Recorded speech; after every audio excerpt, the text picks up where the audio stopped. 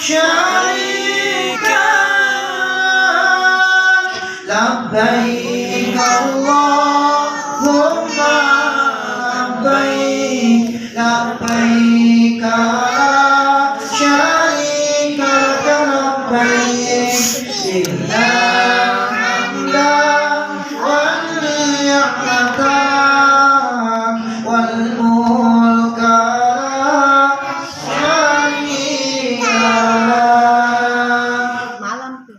Alhamdulillah. Alhamdulillahilladzi bi ni'matihi tatimmus shalihat.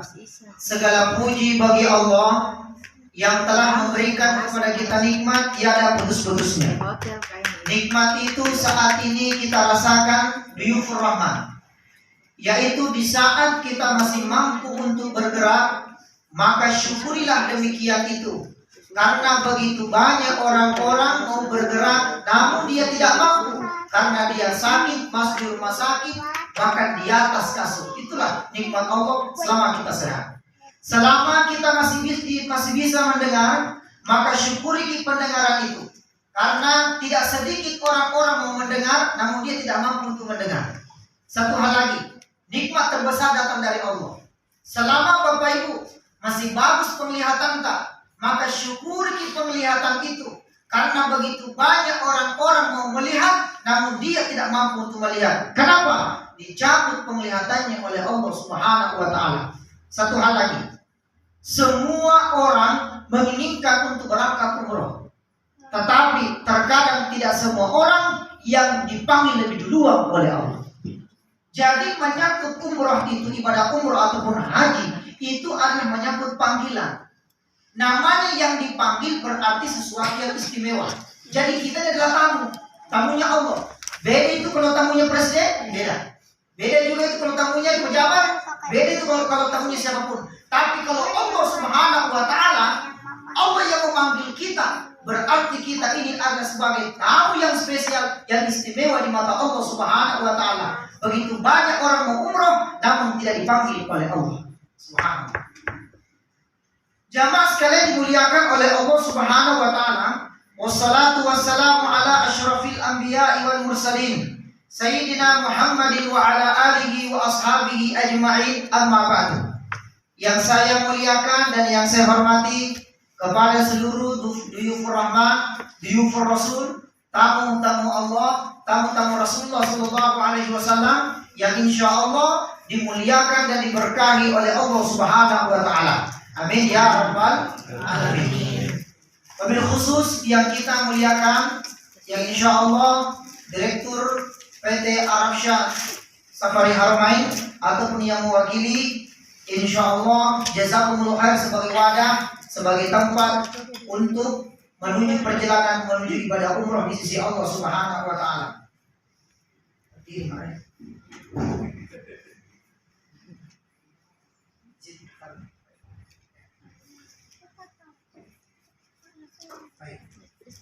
Ama jika ada hubungan, ada batas. Bapak Ibu yang dimuliakan oleh Allah Subhanahu wa Ta'ala, ibadah umroh itu adalah bukan ibadah yang kita anggap remeh. Ibadah umroh itu sakral. Namanya itu sakral, berarti harus kita berhati-hati. Dalam kehatian itulah yang kemudian kita perlu dan mesti harus tahu bekal apa yang mesti harus kita bawa sebelum kita berangkat. Jadi bekal-bekal itulah yang kemudian kita harus siapkan sebelum kita sampai Madinah dan Mekah. Apa itu? Yang pertama adalah tajdidun niyah, perbaharui niat. Ini yang menjadi poin utama dalam hal untuk ibadah umroh. Apa itu tajdidun niyah? Apa artinya? Perbaharui niat kita. Kenapa mesti harus diperbaharui niat? Karena kalau ada niat yang salah-salah, maka bisa jadi perjalanan ibadah umroh kita itu bisa jadi akan dengan berbagai macam halangan rintangan yang kita hadapi. Iya, bagaimana caranya? Nawaitu lillah, karena Allah Subhanahu wa Ta'ala. Kata Syekh Imam Al-Ghazali mengatakan bahwa kenapa itu niat begitu penting kita hadirkan? Karena niat itu adalah benteng pada diri setiap manusia.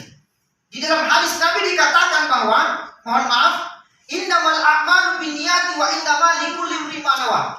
Segala sesuatu itu tergantung pada niat kita. Kalau niat ibadah umroh kita karena hal yang lain, bisa jadi itulah yang kita dapatkan. Tetapi kalau niat kita karena Allah, janji Nabi Bu, al-umratu ilal umrati kafaratu lima bainahuma. Umroh ke umroh berikutnya itu adalah ada pengampunan dosa di sisi Allah Subhanahu wa taala. Satu. Yang kedua, al-umratu ilal umrati kafaratu lima bainahuma. Yang kita dapatkan itu adalah keberkahan. Makanya Bapak Ibu, duyufur rahman, bedakan ki haji dan umroh. Kalau haji itu mabrur, tapi kalau umroh mabrur. Biasa itu kalau begitu. Insya Allah mudah kita kembali kepada umroh yang mabrur. Tidak, umroh itu mabrur. Kalau haji mabrur. Umroh yang berkah. Makanya tidak sedikit kita dapatkan Bapak Ibu. Ketika di kampung halamannya dengan berbagai macam yang dia hadapi, ketika dia umroh, Allah selesaikan. Kenapa? Umroh yang berkah. Tidak sedikit kita juga dapatkan, mohon maaf. Terkadang juga Pak, ada orang yang berangkat ke sana belum punya keturunan, ketika pulang ada keturunannya. Karena kenapa? Umroh yang mabrur berkah. Ada juga orang yang berangkat ke sana, ada yang diurus, sementara urusannya itu masih tersendat. Ketika dia berangkat, ketika dia pulang, alhamdulillah selesai semua urusannya. Karena kenapa? Umroh yang mabrur, umroh yang berkah. Itulah yang kemudian yang diinginkan oleh para ulama-ulama kita, bahwasannya setiap ibadah yang kita lakukan, dahuluilah kemudian niat yang baik. Bahasa agamanya adalah tajdidun niyah, perbaharui niat kita. Poin utama. Bapak Ibu yang dimuliakan oleh Allah Subhanahu wa taala, tidak jadi masalah, tidak dilarang belanja, tidak dilarang. Tapi jangan itu menjadi patokan utama. Memang itu sebagai pengalaman yang ada berkali membimbing itu. Satu, memang keperluannya berangkat, tapi kalau pulang bercucu anak pinang nih. Tidak sedikit itu. Kenapa? Tapi karena saya juga begitu. Tapi tidak banyak jadi. Iya. Tidak jadi masalah, tidak dilarang. Ada memang itu biasa itu baru berangkat, baru sampai di Madinah, belum masuk di hotel belanja memang nih. Taruh senang. Jangan taruh senang bro, tidak dilarang nih. Ini bagus itu sana, bagus. Nah, awalnya pegang, nah lihat bagus, nah balik ketinggalan, dicari bisa di mana itu. Ternyata salah masuk hotel. Makanya itu yang pertama kali perhatikan. Ya, yang pertama kali kita perhatikan kalau masuk di hotel itu adalah nama hotelnya. Kalau perlu minta itu kartunya itu apa. Jamaah sekalian dimuliakan oleh Allah Subhanahu wa taala. Baik, jadi poin utama itu adalah perbaiki niat kita. Insya Allah. Kalau niat kita awalnya baik, maka dengan izin Allah Subhanahu wa taala, dengan doanya Allahumma yassir wa la tu'assir, Allah akan mudahkan dengan segala-galanya. Insya Allah. Baik, poin yang kedua. Ibu bapak jamaah yang dimuliakan oleh Allah, poin yang kedua itu adalah perbanyak salat sunnah taubat. Perbanyak salat sunnah taubat. Berapa rakaat? Minimal 2 rakaat saja. Minimal. Biarkan juga biasa itu kalau ada orang sudah salat maghrib, dia salat sunnah taubat. Isya, salat sunnah taubat. Habis subuh, jangan. Tidak boleh, tidak ada. Habis zuhur biasa begitu Bapak Ibu. Apalagi kalau misalnya habis salat duha, boleh kita sambung 2 rakaat saja. Insya Allah. Apa manfaatnya? Di dalam kitab Riyadhus Shalihin yang ditulis oleh Al-Imam Syekh An-Nawawi, ulama besar. Apa kata beliau? Bahwasanya di dalam kitab itu dijelaskan bahwa manfaatnya atau keutamaannya orang yang melaksanakan salat sunnah taubat, maka segala sesuatu yang tertutup Allah akan buka. Satu. Yang kedua Pak, di balik salat sunnah taubat itu akan ada pengampunan dosa kita. Mesti harus at-taharatu fil iman, harus mensucikan diri kita at-taharatu fil nafs. Harus mensucikan diri kita sebelum kita berangkat. Kenapa? Karena yang mau didatangi ini ada tempat paling suci. Kalau kotor ketemu suci, bagaimana mau ketemu? Tapi kalau suci ketemu suci, insya Allah akan berkah. Iya, maka apa itu? At-taharatu fil nafs, sucikan diri kita lewat apa? Lewat salat sunnah taubat di sisi Allah Subhanahu wa taala. Ini masih di tempat di rumah tangga. Selanjutnya, sholat yang kedua yang kita lakukan Ibu Bapak, biasanya itu kalau kita mau melakukan safar itu artinya perjalanan, ya toh? Makanya dikatakan itu sholat sunnah safar. Sholat sunnah safar, Ibu ya. Tetapi cara niatnya itu hati-hati, jangan sampai melenceng. Usolli sunat safar. Karena ada pernah itu ibu-ibu curhat sama saya, Ustaz, itu nenekku dia salah ucap nih. Saya itu sama Yana, apakah niatnya? Usolli sunat safarudin. Hati-hati, usolli. Itu kamu beda sedikit itu, beda sedikit itu. Karena ada anaknya namanya safarudin, nah itu nanya.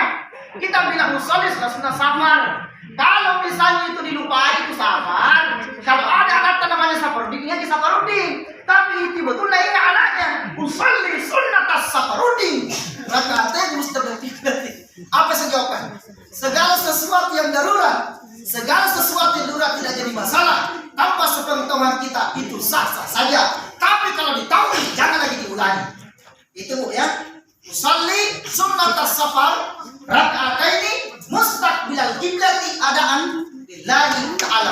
Ini mah 2 rakaat. Apa yang kita baca? Yang kita baca itu Bu, jangan mikir terlalu panjang lah. Memang ada menjadi ayat-ayat khusus memang. Tapi kalau tidak bisa itu cukup. Apa yang paling kita hafal, langganan pun tidak jadi masalah. Rakaat pertama, Al-Ahad boleh. Rakaat kedua, surah Al-Falaq boleh. Apalagi misalnya yang paling kita hafal, Qul a'udzu birabbin nas. Rakaat pertama boleh, rakaat kedua boleh diulangi. Jangan hanya gara-gara rakaat pertama surah An-Nas yang dia baca, rakaat kedua bingung, apalagi sambungannya tidak jadi masalah. Boleh itu kita baca. Kenapa Ibu? Begitu penting juga namanya sunnah safar, karena Rasulullah Shallallahu Alaihi Wasallam setiap kali mau melakukan perjalanan, Nabi tidak pernah melupakan namanya sunnah safar, sunnah perjalanan, supaya Allah Subhanahu Wa Taala menghindarkan dari segala sesuatu yang kita tidak inginkan. Perjalanan jauh ini, masya Allah. Makassar landing Madinah ya. Makassar landing Madinah. Jarang-jarang itu Bu, jarang-jarang itu, mohon maaf, ada orang umroh itu yang langsung landing Madinah. Kebanyakan biasa Jeddah. Syukur karena kenapa? Perbedaannya antara kalau kita landing Jeddah dengan Madinah itu beda sekitar 4 jam lebih. Dari Jeddah ke Madinah itu 4 jam sampai 5 jam. Tapi kalau misalnya kita landing Madinah itu hanya sekitar 15 menit kita sudah sampai di hotel, insya Allah. Tidak ada halangan. Itu Bu, karena kenapa? Tidak perlu menguras tenaga, masya Allah ya. Itu Bu, jamaah yang dimuliakan oleh Allah Subhanahu Wa Taala. Terus selanjutnya, habis sunnah safar sebelum berangkat, ini yang menjadi juga poin, jangan sampai kita lupa. Sampai kami itu sama anak atau sama cucu tak. Kalau istri yang berangkat tanya kepada suami yang berangkat tanya kepada istri, apa itu? Sandal tak masih. Kenapa sandalnya? Sandal itu siapkan memang depan pintu. Pengalaman yang ada jamaah yang ditunggu gara-gara apa? Gara-gara sandalnya lain di kanan lain di kiri. Nah itu tuh, ini memang sepele tapi juga mengganggu. Itu Bu. Apalagi setelah ibu keluar rumah, papa senang temotat taliolo. Pesan orang tua kita dulu itu, apalagi melangkah perjalanan jauh dari Komelo ke masuk oleh walamu. Perjalanan jauh aja kan kemana lupai. Jangan pernah lupa. Tapi lihat itu atap rumah. Itu sebenarnya hanya syarat-syarat saja. Syarat-syarat Ibu.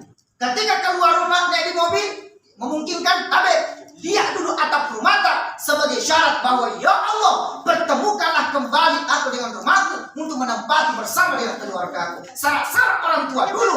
Orang tua dulu cuma pura baca tapi mau melangkah. Betul? Baik. Apa yang dilakukan ketika dalam perjalanan menuju ke bandara? Tidak ada yang kita ingat kecuali hanya apa? Banyak berzikir kepada Allah Subhanahu Wa Taala. Subhanallah, alhamdulillah, wa la ilaha illallah akbar. Boleh, tidak jadi masalah. La ilaha illallah, apa saja yang kita membuat kita dekat kepada Allah. Labbaik Allahumma labbaik, labbaik la syarika laka labbaik, innal hamda wan ni'mata laka wal mulk la syarika lak. Boleh. Ibu apa? Nah, sekarang ketika sampai di pesawat, nah ini juga Bu hal yang harus kita sampaikan. Memang mungkin orang sudah ada yang paham, tetapi bisa jadi ada di antara kita yang masih kurang paham. Apa itu? Mengenai tentang tata cara sholat jamak. Sholat jamak itu ada dua. Ada namanya jamak takdim dan ada jamak takhir. Ya, bukan takbir, takhir. Dua, jamak takdim dan jamak takhir. Apa itu jamak takdim? Jamak takdim itu artinya mendahului. Sedangkan kalau jamak takhir artinya mengakhirkan. Contoh, Bu, saya kasih contoh. Misalnya, jamak takdim, sholat asar dilakukan di waktu zuhur. Itu jamak takdim. Kalau jamak takhir berarti sholat zuhur dilakukan di waktu asar. Begitu juga dengan isya dan maghrib. Isya dan maghrib. Tidak ada asar ke maghrib, tidak ada. Di mana mau dapat? Tidak ada itu. Ustaz, nanti bisa sembahyang anak, kamu kah jamai setelah asar sama maghrib di kadang-kadang. Tidak ada begitu. Tidak ada, Bu. Tidak ada. Jadi yang bisa dijamak tadi itu suruh asar ke zuhur. Apa tadi? Isya, maghrib ke isya. Dua. Tetapi di antara jamak itu jamak takhir ataupun jamak takdim ada lagi namanya qasar. Ibu tahu qasar? Qasar itu dalam fikih itu saya kutub itu namanya adalah itu pembagian. Contoh Bu, contoh. Salat zuhur 4 rakaat diqasar menjadi 2. Asar diqasar menjadi 2. Maghrib diqasar menjadi 3. Nah, jangan 1,5. Harus 3. Isya jadi ada 3. Biasa memang Bunda ya. Alhamdulillah. Saya itu hari saya ketemu di mana itu waktu ada rombongan itu sama beliau. Jadi pas tadi masuk, Pak Ustaz, alhamdulillah sehat-sehat ya, masih begini loh. Ini kenapa Bunda ya? Alhamdulillah masih begini. Yang penting sehat-sehat. Apa saya bilang? Yang penting jangan lihat orangnya Bunda ya. Yang kecil ya, saya dari kecil ya selalu. Ya Ibu, biar bagaimana kau dong kasih dia. Nah motong itu tinggi dan memang tidak bisa mati tinggi. Nah begini baru itu porsi kuna kasih ke Tuhan. Itu tidak percaya sampai di rumah itu tadi cuma tuh dibalikan itu makan Tuhan. Baru sudah tuh. Tapi memang tidak bisa. Lu pasti tak lagi tuh kaki tidak bisa motong. Iya. Tapi ternyata dulu itu ada ojek baru dulu tuh. Bawa saya sekarang Muhammad Rasulullah. Apa saya bilang apa tidak itu ada itu. Tapi lah, itulah memang porsi dikasih Tuhan. Biar bagaimana maunya. Kalau saya kasih ya itulah urusan Tuhan. Kita jangan dewasa. Ayo, Bapak Ibu yang dimuliakan oleh Allah, duyufur rahman yang dimuliakan oleh Allah Subhanahu wa Ta'ala.